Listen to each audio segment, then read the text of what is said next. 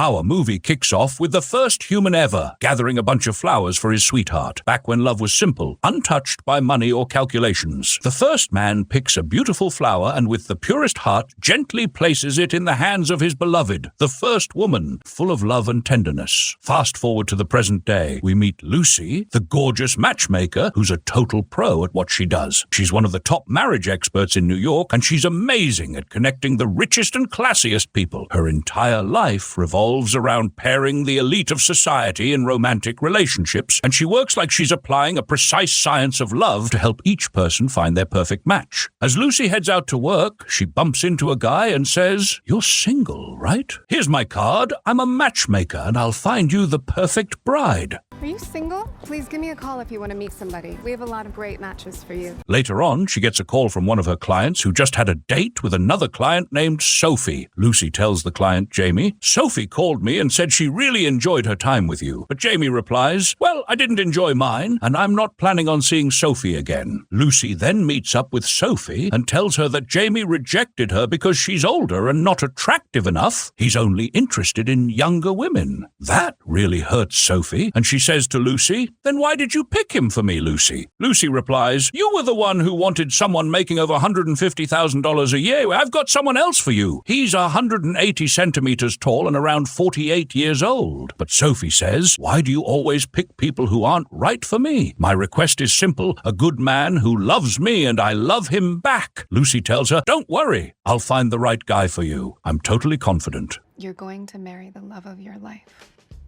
I believe it. Then Sophie arrives at work and finds her co-workers throwing her a celebration because she successfully matched Charlotte B. and Peter C., who are getting married at the end of the week. That makes 9 marriages Lucy's pulled off in her job so far, which is a pretty impressive number. How many marriages are you responsible for now, Lucy? 9.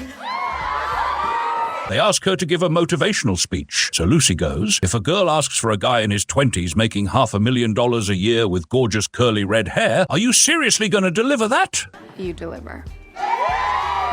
Then Lucy sits down with the manager and they talk about Sophie's issue. She's okay in every way. Okay looks, okay culture, okay career, but men these days don't want just okay. They want a woman who radiates femininity. Sadly, Sophie lacks that particular spark, and that's why it's hard to find her a match in the market. Lucy says, "She's actually my friend now, and I'm going to try my best to find her the right guy." The manager goes, "Well, what about Mark B?" Lucy replies, "Already pitched him to her." Lucy wants someone over 180 centimeters tall. The manager tells her height isn't a problem anymore. There's a surgery now that can increase a man's height by over 15 centimeters. The doctors cut part of the bone and let it grow until it reaches the desired height. This surgery is pretty luxurious. It costs around $200,000. Lucy's stunned by how this procedure can drastically change a man's chances in the dating game. The manager tells her, "There's a saying, you're not ugly, you're just broke." What's the saying? You're not ugly, you just don't have money.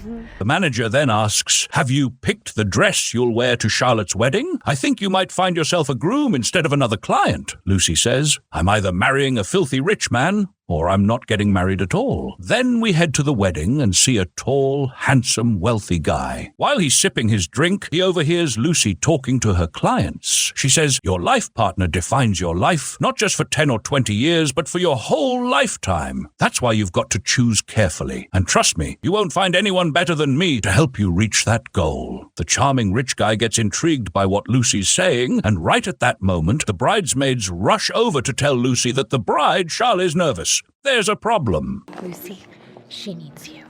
Charlotte confides in Lucy, saying, "I always wanted to be a successful woman, and now I'm just going to get married just like that to someone simply because we're compatible and he's rich, handsome, and seems like a good fit." Lucy tells her, "Look, I totally get it. It's perfectly normal to be scared at a moment like this. But if you really don't want to get married and you're not feeling this, I'll be the first to support you. But I need you to be honest with me. What's the real reason you're scared to walk down that aisle?" Charlotte replies, "Okay, I'm going to share a huge secret with you. The real reason is my sister is jealous of me, and I don't want her to feel like I've won some competition against her." He makes my sister jealous. Lucy, the expert, tells her, "So it's about worth. Charlotte, you are incredibly valuable. You deserve your groom and so much more." And with that, Lucy lifts Charlotte's spirits and the wedding goes off without a hitch. A little while later, the tall, handsome guy sits down next to Lucy and introduces himself as Harry. He says, "I overheard you talking to your clients. I liked your sales pitch. You made them feel like they needed what you were offering without actually trying to sell it. That means you must know a lot about love." Lucy replies, "I know a lot about dating. Dating takes work, lots of trial and error, risk, and heartbreak. But love? Love is simple. Love controls us, not the other way around." Then she grins and adds, "Anyway, sounds like you're in the market for a bride. Just tell me your monthly income and personal details and I'll match you up." They chat and exchange flirty glances and laughter. Harry asks, "What would you like to drink?" And when Lucy tells him her favorite, she's stunned to see the exact drink magically appear in front of her, like it came out of nowhere. They're both surprised until Lucy realizes who brought it. It's John, her ex-boyfriend, now working as a waiter at the wedding. The moment she sees him, she runs over and hugs him excitedly. They haven't seen each other in a long time. Hi, John.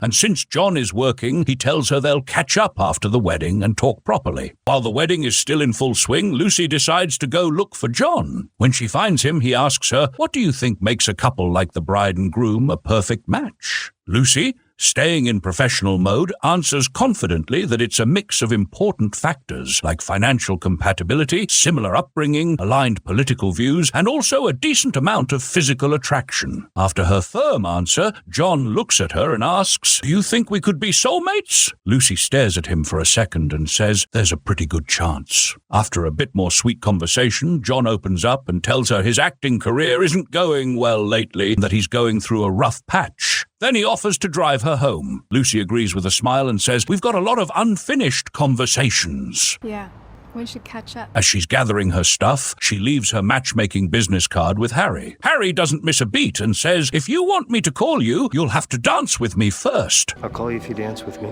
Lucy doesn't say no to the dance because she knows Harry's a total catch. Rich, classy, and would be a dream guy for many of her clients. While they're dancing, Harry keeps pushing her to go out with him. Lucy keeps saying no, reminding him that plenty of women would love a guy like him. But that doesn't stop him from flirting and teasing her. And John sees all of it from a distance as they slowly start drifting back toward each other. On the drive home, Lucy and John talk about their lives. A memory pops into Lucy's head. The day they broke up. They were on their way to celebrate their anniversary, but ended up running late because John refused to pay for parking. He thought the fee was too much. No matter how much Lucy offered to pay herself just to save time, John wouldn't budge. That made Lucy furious. They were going to lose their reservation, maybe even get a ticket, and she just couldn't take it anymore. She got out of the car without thinking, unable to handle the fact that John always lived on the edge, and she didn't want to argue about money on a day like that. Why do you have a car if you can't pay for it, John? I don't want to hate you because you're poor, but right now I do, and it makes me hate myself. It's because we're broke. When they got to Lucy's apartment, she invited John to come up with her, but he said no, he didn't think it was a good idea. So Lucy said goodbye, wished him all the best, and asked him to let her know when his new play opens. Then Lucy got back to her matchmaking job, meeting new clients every day, each one with more impossible demands than the last. Some came with endless checklists and wild expectations, making her job harder by the day. Sophie's job and education level, Emily's body and lifestyle, Piper's face and sense of style. Someone 27.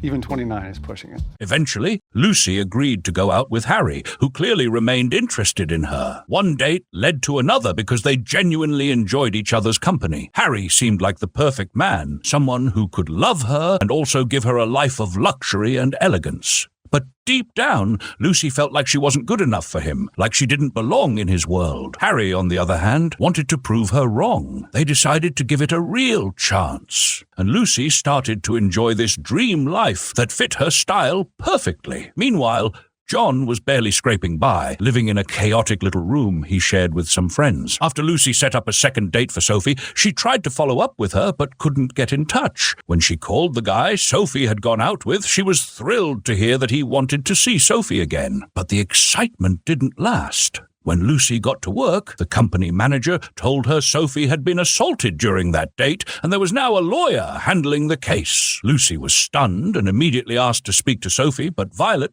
the manager flat out refused. She told Lucy that matchmakers aren't responsible for people's actions and that the lawsuits are against the company, not Lucy personally. Violet insisted Lucy had done her job right. She matched people based on the information she had. Still shocked, Lucy asked if something like this had happened before at the company. Violet replied casually, "Yes, it happened to me personally, with my third client ever. It happens to all matchmakers. We can't control what happens on the dates." That conversation shook Lucy to the core and made her start rethinking her entire job, especially how she'd been evaluating relationships based on a checklist of criteria. That night, Lucy went with Harry to see John's play, and it was obvious John wasn't thrilled, especially when Lucy introduced Harry as her boyfriend. Still, after the show, they all went out for drinks to mark the occasion. During the conversation, John, without meaning to, downplayed Lucy's work. He told her what she did wasn't exactly earth-shattering. Those few words were enough to shut the whole conversation down. Work started piling pressure on Lucy. Clients were getting weirder, their requests more confusing and contradictory, and most of them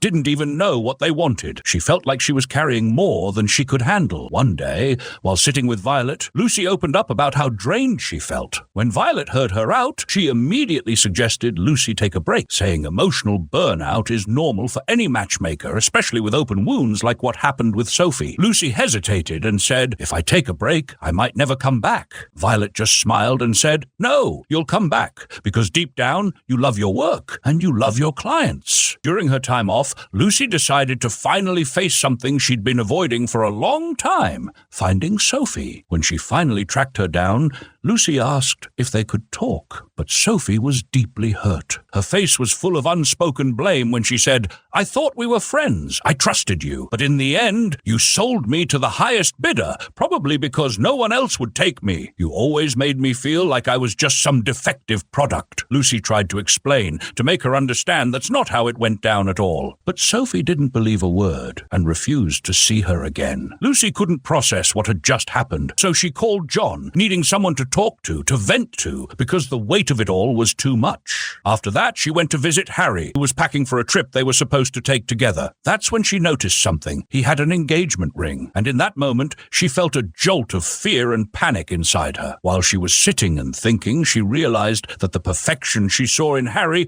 was just a surface image. Turns out, he even had surgery to make himself a bit taller so he could look more like the ideal man. That's when Lucy decided to confront Harry honestly. She told him that even though he checked all her boxes on paper, she just couldn't love him, and she also felt like she wasn't the ideal woman for him either. She came to understand that love isn't just about matching incomes, appearances, or hobbies. There has to be actual feeling. Harry, though heartbroken, admitted she was right and agreed with her decision. After stepping away from Harry, she went to John looking for support, but found his life was in total chaos. He couldn't even offer her a place to crash. To make things worse, she had rented out her own apartment because she'd planned to travel. John suggested they just wander around with no particular destination and spend the night at a hotel. Lucy agreed. While they were on the way, they spotted John's co-workers heading to a party, so they decided to crash it and blend in as guests to spend the evening together. After they kissed, John suddenly pulled away and asked if getting back together was really a good idea. He reminded her of the reason they broke up in the first place, and that nothing in his situation had changed. In the middle of this emotionally intense moment,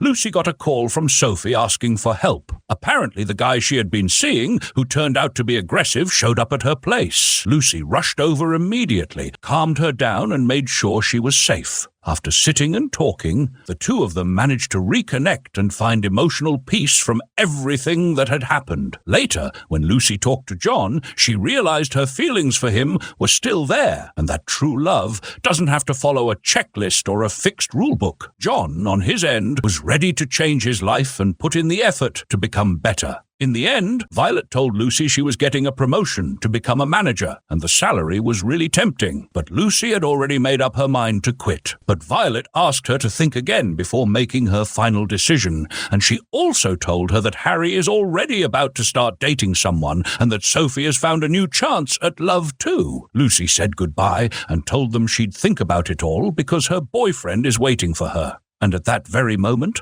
John turned a rose into a ring and proposed to her. Without a second thought, Lucy said yes, because she realized that emotional connection and true feelings matter way more than money or any fancy appearances. She decided to leave behind the life full of calculations and standards and go after what her heart truly loves. And just like that, the story comes to an end. Tell me what you think in the comments if you like this new movie. And if you enjoyed the video, don't forget to hit that lovely like button and subscribe to the channel. This was your romance and relationship expert, Santa El Shami. Goodbye.